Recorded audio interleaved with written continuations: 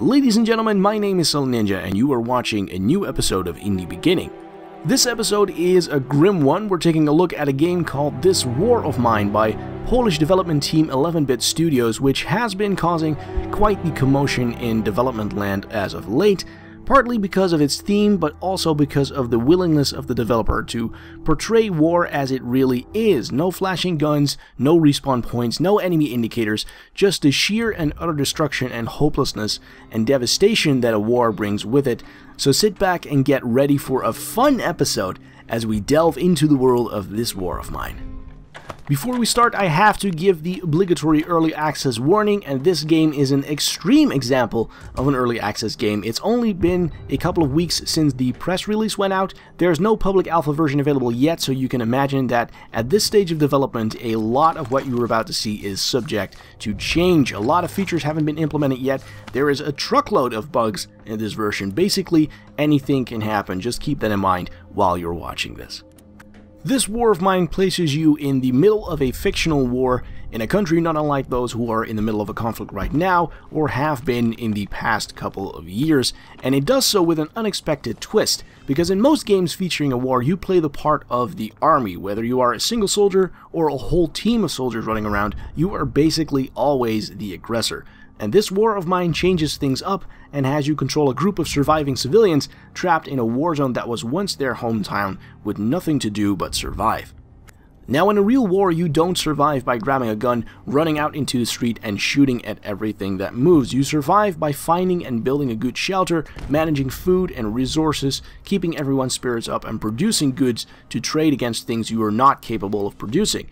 Sounds boring, but it's actually really well done, and even at this very early stage, I had an absolute blast playing the game because of the sheer drama involved in everything you do. You literally have to survive on scraps you find, and the moral implications of going out at night and raiding your neighbor's house sometimes outweigh the need for supplies. And that is exactly where this game shines, because during the day you are forced to remain inside of your shelter to avoid getting shot by the snipers that are crawling all over town, but you can use that time to improve your shelter by building various items and contraptions to help your group survive. At night, you are able to go out and visit other locations in order to look for food and other supplies. Now, raiding an empty supermarket is fairly easy. You go in there, you fill your pockets, you get back, and you live to fight another day. But the old couple living in the apartment a few blocks away probably has some good stuff, maybe even some bandages and some medical supplies, but they probably won't give them to you without a fight. Do you keep raiding empty supermarket shelves and risk returning empty-handed?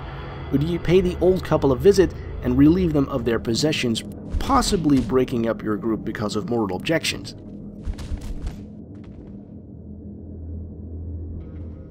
What I just described is one of the stronger points of This War of Mine, and it's also the thing that's caused the biggest controversy in development land as of late, because a lot of people feel like this game comes too close to realism to be seen as entertainment, and it probably does. But then again, games like Call of Duty and Company of Heroes have you happily blasting apart Nazis and emptying entire clips into people without batting an eye, and somehow that's fine. We're all okay with that, so I call bullshit. A game like this is really good in uncovering what we're also afraid of, and that's the actual horrors a war brings with it. Seeing people waste away because of food rationing, people dying of silly diseases like diarrhea or a fever, people turning into evil beings just because they want the things you have. And if you are one of those people who thinks that this game is too gruesome because it's too realistic, but you will happily kill truckloads of enemies in other games, then I suggest you go outside and find out what a war really does to people.